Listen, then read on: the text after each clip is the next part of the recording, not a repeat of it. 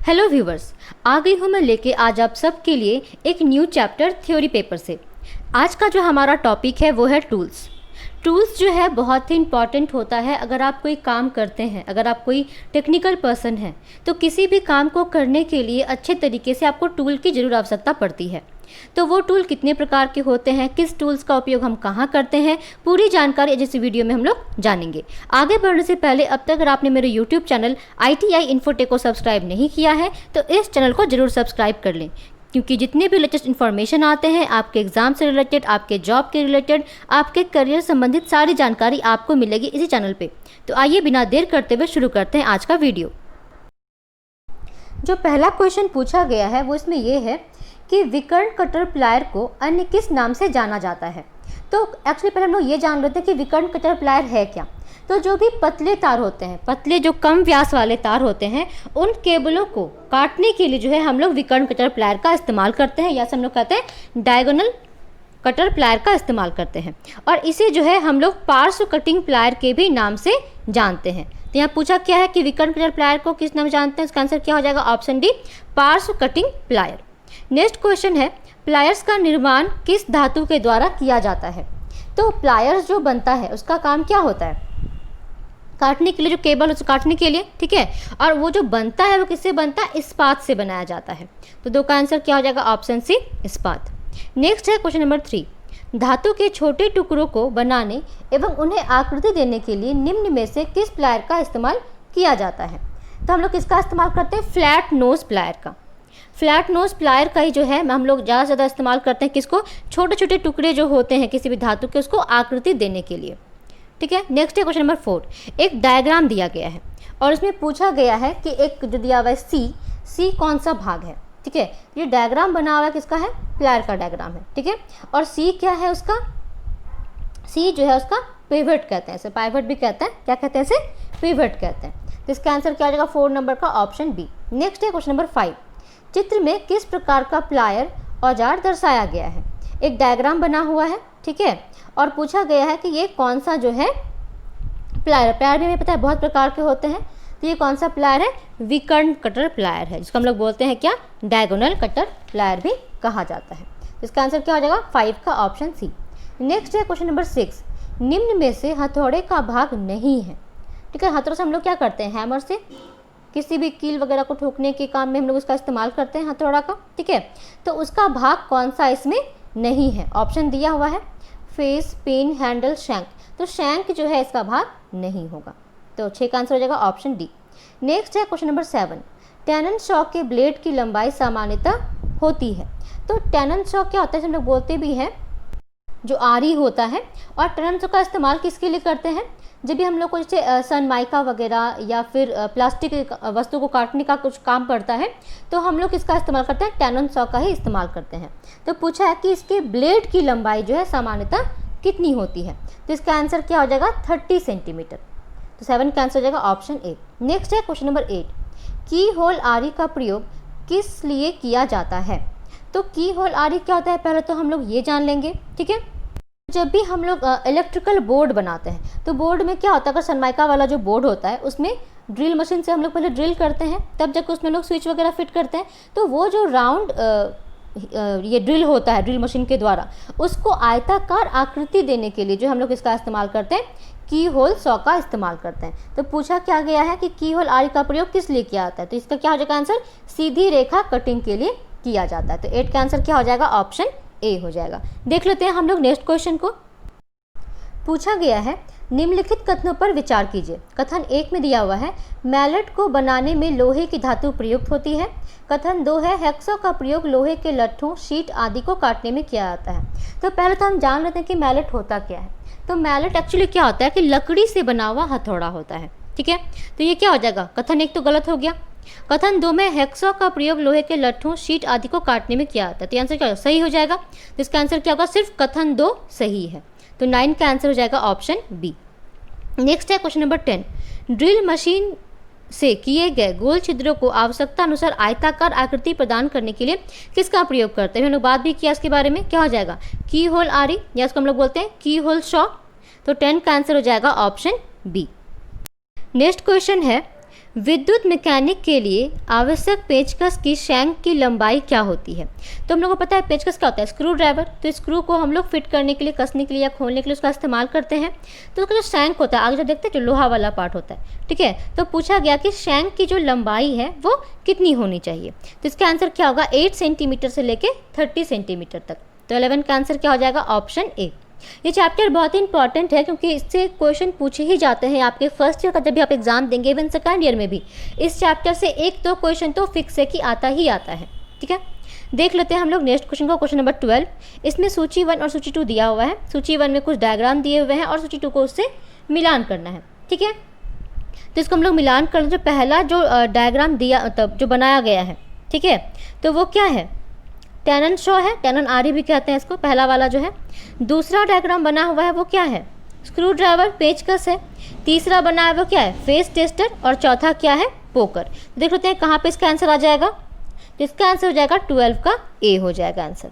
ठीक है, सबसे जो आपको याद रखना है, टूल्स का काम तो याद रखना ही है, साथ ही साथ कोई भी टूल देखने में कैसा है उसे भी आपको प्रैक्टिस करना है।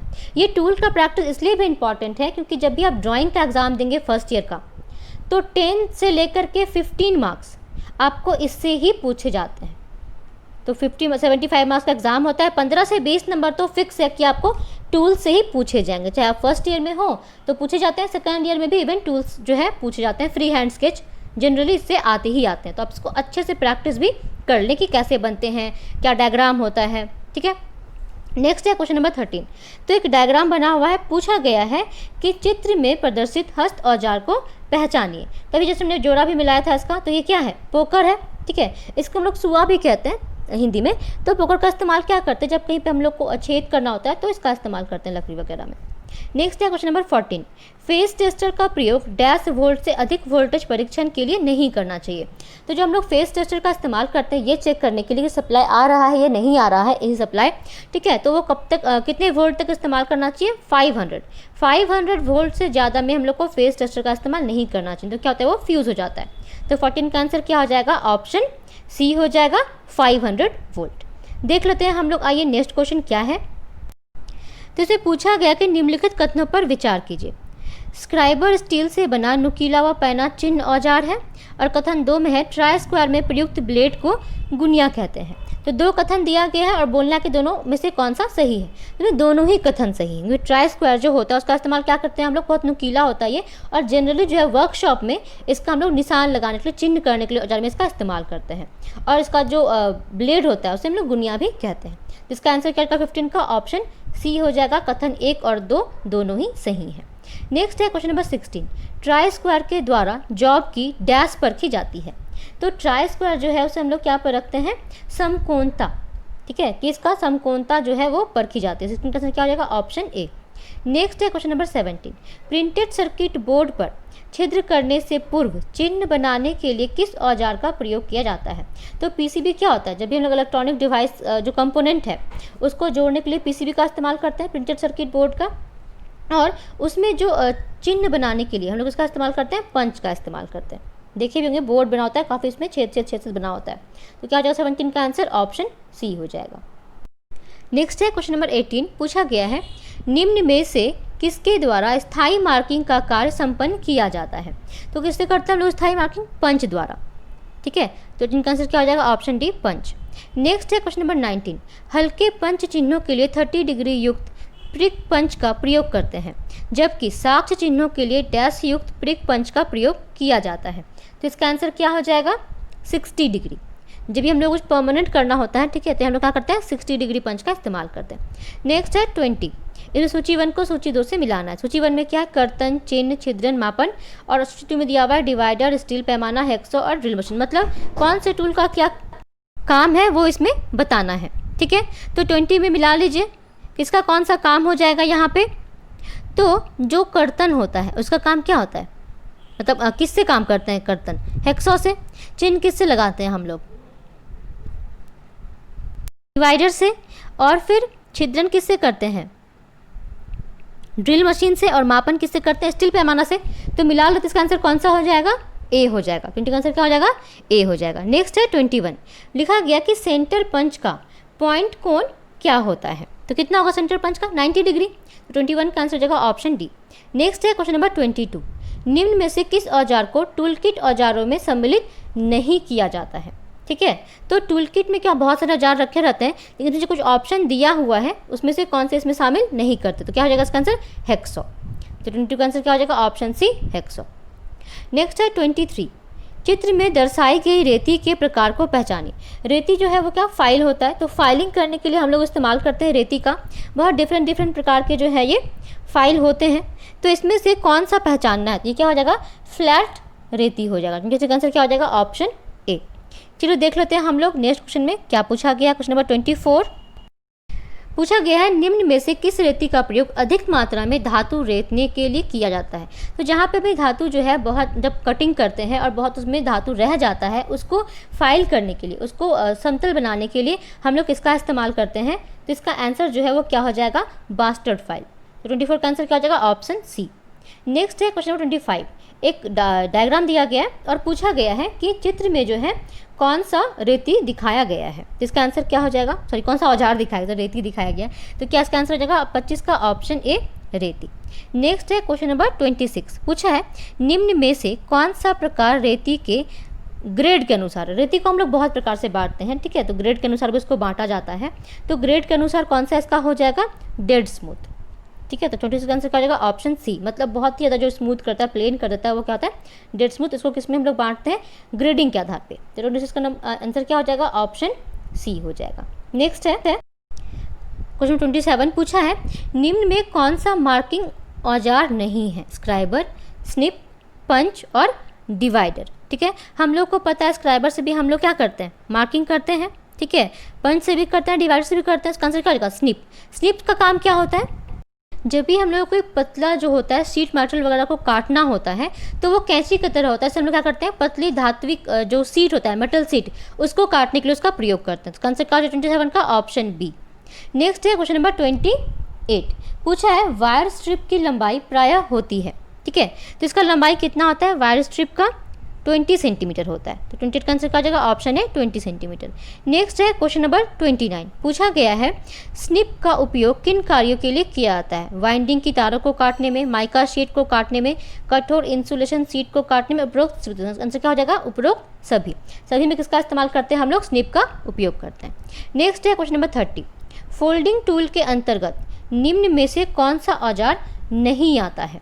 ठीक है, तो इसका आंसर क्या हो जाएगा वाइस। हम लोग पता है वाइस क्या होता है, जब भी हम लोग किसी जॉब को फाइलिंग करना है या कुछ करना है, तो उसको पकड़ने के लिए हम लोग उसका इस्तेमाल करते हैं वाइस का, बेंच वाइस, पाइप वाइस, है ना। तो 30 का आंसर क्या हो जाएगा ऑप्शन बी हो जाएगा। नेक्स्ट है क्वेश्चन नंबर 31, तो इसमें देखिए एक डायग्राम दिया है, ये क्या है माइक्रोमीटर है। तो पूछा गया है इसमें क्या कि जो एक्स जो लिखा हुआ है जहाँ पे, ठीक है, वो कौन सा भाग है माइक्रोमीटर का। तो ये जो एक्स वाला पार्ट है उसको हम लोग क्या कहते हैं स्पिंडल कहते हैं।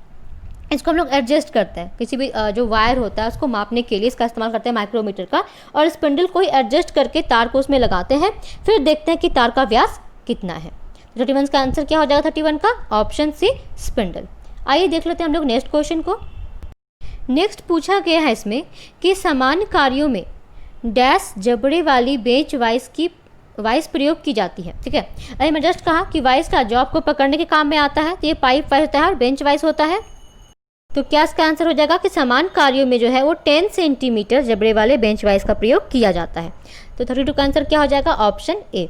नेक्स्ट है question number 33, electrical drill machine के द्वारा डैश से बनी वस्तुओं में छिद्र करने का प्रयास नहीं करना चाहिए। ठीक है, तो जो इलेक्ट्रिकल ड्रिल मशीन होता है उसका जो ये होता है बहुत ही ड्रिल बिट होता है वो बहुत ही पतला होता है। ठीक है, तो उसमें जो है टूल स्टील उसमें छिद्र करने का प्रयास नहीं करना चाहिए। ठीक है, 30 आंसर क्या हो जाएगा ऑप्शन ए। नेक्स्ट है क्वेश्चन नंबर 34, ड्रिल बिट का वह भाग जिसे पकड़कर ड्रिलिंग मशीन द्वारा उसे चलाया जाता है डैश कहलाता है। ठीक है, तो किसे हम लोग पकड़ चलाते हैं शैंक को, शैंक रहता है, फिर आगे ड्रिल बिट रहता है, क्या हो जाएगा इसका आंसर 34 का ऑप्शन ए हो जाएगा शैंक। नेक्स्ट है क्वेश्चन 35, पूछा है विद्युत कार के लिए कौन सा स्पैनर उपयुक्त होता है। तो स्पैनर क्या होता है जिसके हम लोग को पता है जो स्क्रू वगैरह टाइट करना होता है, बहुत सारे सेट में होता है, जिसमें 8 नंबर 9 नंबर कुछ अर्धचंद्राकार होता है, उसे हम लोग क्या कहते हैं स्पैनर कहते हैं। वो हमेशा सेट में होता है, नंबर उसमें लिखे रहते हैं। तो इलेक्ट्रीशियन जो विद्युत कार होते हैं उनके लिए कौन सा स्पैनर जो है वो उपयुक्त होता है, तो इसका आंसर क्या हो जाएगा डबल एंडेड स्पैनर। तो 35 का आंसर क्या हो जाएगा? Option B. तो ये था टोटल 35 क्वेश्चन टूल्स चैप्टर से। इसके अलावा बहुत सारे टूल्स जो हैं हम लोग को पढ़ने हैं टूल्स चैप्टर में, जैसे साहुल। तो साहुल का प्रयोग हम लोग किसमें करते हैं? जब भी हम लोगों को कोई सीधी लाइन खींचनी होती है सिविल वर्क्स में, तो उसका हम लोग इस्तेमाल करते हैं साहुल, जिसे हम लोग प्लम बॉब भी कहते हैं। इसके अलावा जो है मेजरिंग टेप होता है, मेजरिंग स्केल होता है, ठीक है, ड्रिल मशीन तुमने पढ़ ही लिया। इसके अलावा सोल्डरिंग आयरन होता है। तो टूल्स बहुत प्रकार के हैं। अगर आपको किसी भी प्रकार का डाउट है टूल्स से तो आप कमेंट करके ज़रूर पूछें, मैं ज़रूर बताऊँगी। और अगर आप लोगों के पास भी कोई क्वेश्चन है तो आप कमेंट करके ज़रूर पूछें। अगर आपको ये वीडियो अच्छा लगा हो तो वीडियो को लाइक करें, इस वीडियो को अधिक से अधिक शेयर करें, ताकि जितने भी स्टूडेंट तैयारी कर रहे हैं, चाहे वो ALP की तैयारी कर रहे हों या फिर ITI की तैयारी कर रहे हों, तो उनके लिए वीडियो बहुत ही मददगार साबित होगा। तो वीडियो को देखने के लिए धन्यवाद।